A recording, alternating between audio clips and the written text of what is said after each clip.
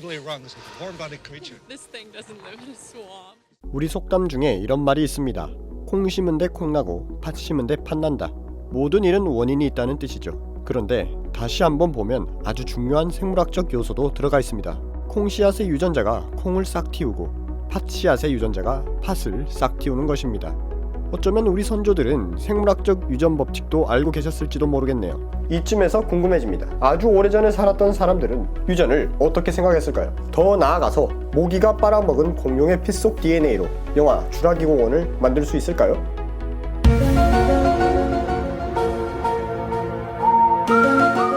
모든 의사들의 아버지 히포크라테스님께서는 신체를 형성하는 요소들이 모여서 다음 세대로 전해진다고 생각했습니다. 이어서 아리스토텔레스님은 정액과 생리혈로 유전이 일어난다고 생각했죠. 그러다가 1900년대에 들어서 맨델님께서 완두가 다음 세대를 만들 때 우성과 열성 유전자가 동시에 존재하면 우성 유전자만을 전달하는 것을 보고 우성과 열성 이론을 공개했습니다. 특히 1940년대에 오스왈드 에이버리님께서 독성이 있는 균의 DNA를 독성이 없는 같은 균에 주입했더니 나중에 독성이 생긴 것을 보고 DNA라는 것이 유전 정보를 전달하는 물질이라는 것을 알게 되었죠. 이후 여러 과학자들이 DNA는 실처럼 연결되어 있다는 것, DNA는 인산이라는 물질과 염기, 포도당 할 때 그 당으로 구성되어 있다는 것, 그 구성 안에는 아데닌, 구아닌, 시토신, 티민이라는 4가지 물질이 있다는 것, 그리고 여러분이 한 번쯤 들어봤을 이름 크리커 왓슨님이 결정적으로 DNA는 2개의 나선형이라는 것을 확인했습니다. 신기한 것은 DNA는 유전정보 설명서가 적힌 원본 파일로서 존재한다는 것입니다. 이 사용 설명서를 어딘가에 전해줄 때는 RNA라 불리는 복사 프린터기로 복사합니다.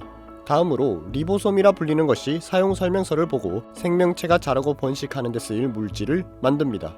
이 과정을 우리는 생물학의 중심 원리, 센트럴 도그마라고 부릅니다.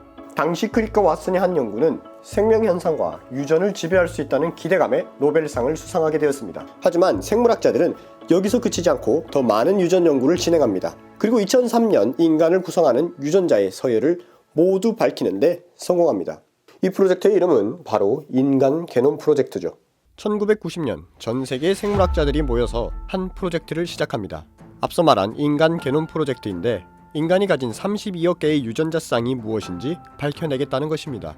과학자들의 포부와 전 세계의 기대감에 맞춰 천재 영화 감독 스티븐 스필버그는 한 영화를 만드는데 그 내용은 공룡의 피를 빨아먹은 모기가 그대로 보존된 화석을 발견하고 그 피로 공룡을 복원한다는 내용입니다.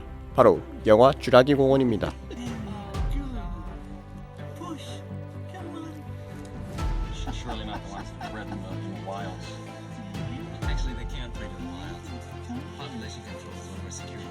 하지만 인간 게놈 프로젝트가 완료되고 나서 보니 영화 주라기 공원의 설정은 말이 안 되는 것이었습니다.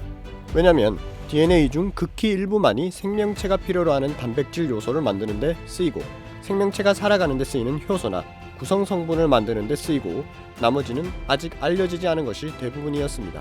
이 영화 때문에 나중에 많은 생물학자들이 영감을 얻고 또 연구를 진행했다고 합니다. 그간의 여러 연구에서 알게 된 것은 난자와 정자가 만나 다음 세대의 생명체가 만들어질 때 단순히 각각의 유전 정보만이 만나 태아를 만드는 것이 아니라 난자와 정자가 가지고 있는 수많은 생체 분자들, 세포 소기관들도 함께 전달되어서 DNA 암호를 해독하고 생명체가 자랄 수 있게 해준다는 것입니다.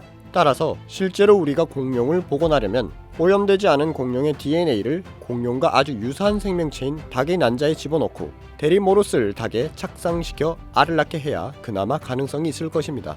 그런데 알고 보니 더 큰 문제가 있습니다.